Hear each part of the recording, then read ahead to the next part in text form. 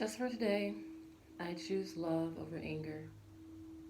Just for today, I choose love over fear. Just for today, I am aware of all the blessings within my life. Just for today, I will be of service with compassion and diligence. Just for today, I extend kindness out to all sentient beings. Shanti, Shanti, Shanti.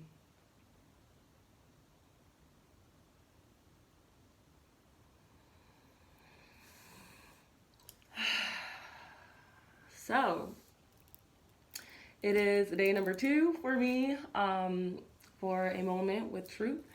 And I want to talk about the principles of Reiki, which is what I was reciting in the beginning of this video. The principles of Reiki are ideals or concepts that Usui Sensei, the founder of the Usui healing method, designed to help with cultivating a practice of peace and mindfulness and compassion as we embark upon this journey of healing with Reiki energy. Now, my version of the principles are not exactly word for word the words that Usui uses. In fact, there are very many differing versions of it. However, they all revolve around the idea of letting go of worry, letting go of fear, being grateful, working hard, and being kind. And so, one of the things that I always encourage my students to do in level 1 is to take those ideals or concepts and put them into their own words, because it means more when it's coming from us from here. So I'm actually going to share with you guys what's actually written on Usui Sensei stone. The original Reiki ideals. The secret art of inviting happiness. The miraculous medicine of all diseases. Just for today, do not be angry. Do not worry and be filled with gratitude. Devote yourself to your work and be kind to people. Every morning and evening, join your hands in prayer. Pray these words to your heart and chant these words with your mouth.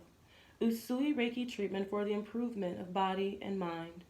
The founder, Usui Miko.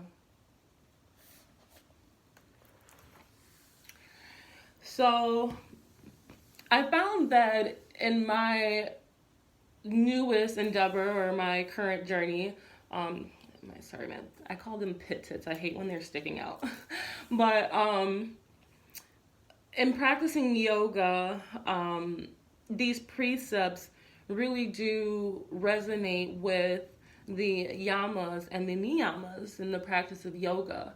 And the yamas are the 5 restraints, and the niyamas are self-observations. And so I want to start today with talking about how the 5 precepts tie into the first yama, which is ahimsa. Ahimsa means nonviolence. So what does it mean to be nonviolent? Sure, we can say by not going out and harming another person or not saying harsh words to another person. And that is all nonviolence. But however, nonviolence also applies to the self. What are we telling ourselves? Are we being kind and nonviolent to ourselves? So Ahimsa asks for us to approach life with confidence, um, approach life with love, approach life fearlessly.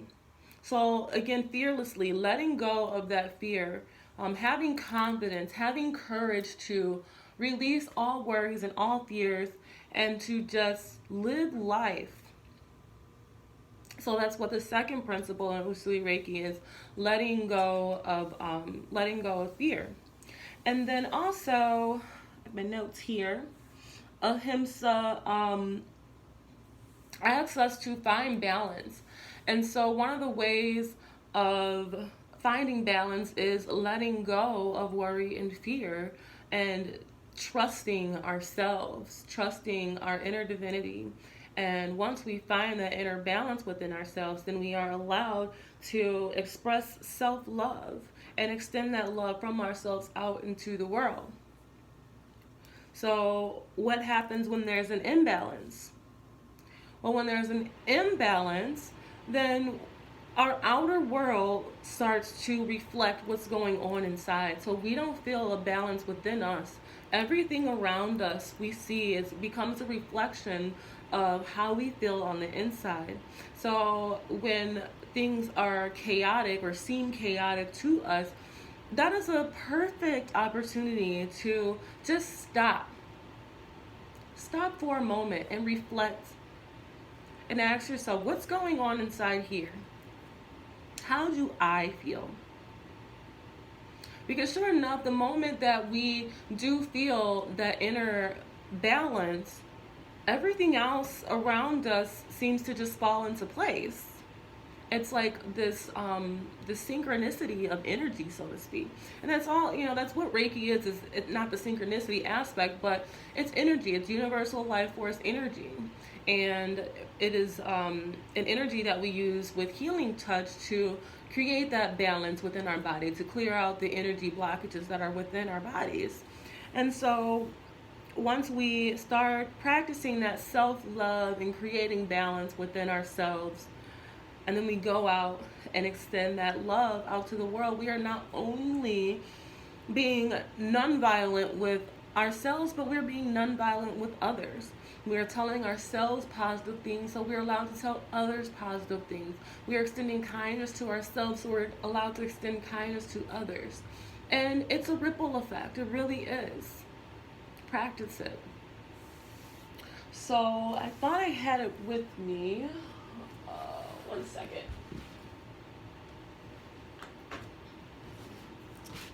Okay. So this is the Yamas and Niyamas. It's one of the books that I'm reading in my 200-hour registered yoga teacher training program.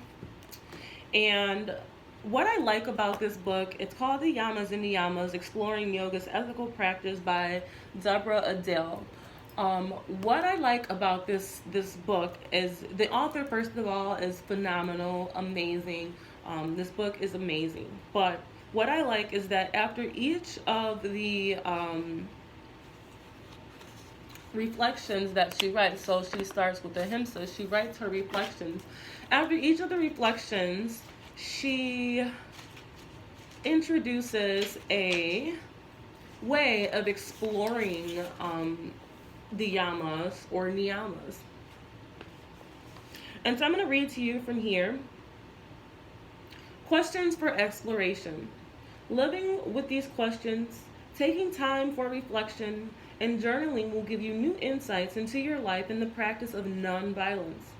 For this month, frame your exploration in the following statement by Etty Hillesum, a young Holocaust victim. Ultimately, we have just one moral duty: to reclaim large areas of peace in ourselves, more and more peace, and to reflect it towards others. And the more peace there is in us, the more peace there will also be in our troubled world. And so, the assignment for exploration for week 1, which I encourage you guys to do this week, and I will be doing right along with you, is this week practice courage by doing one thing daily that you wouldn't normally do. If you're feeling brave, make that one thing something that scares you. If you're feeling really courageous, get excited about the fact that you're scared and you're doing it anyway. So if you can discern between fear and the unfamiliar, see if you can discern between fear and the unfamiliar. Watch what happens to your sense of self and your relationship with others might be different because you are courageously stepping into unknown territory. So again, this is something that I plan on starting today. I mean, it's Tuesday, it's still early in the week, so we still have a few more days left to practice this. One day at a time. Again, do not commit to, I'm going to do this the whole week. Take it a day at a time, practicing courage, practicing bravery, and noticing that difference between, what did she call it? The difference between fear and the unfamiliar. Because usually we do fear the things that are unknown.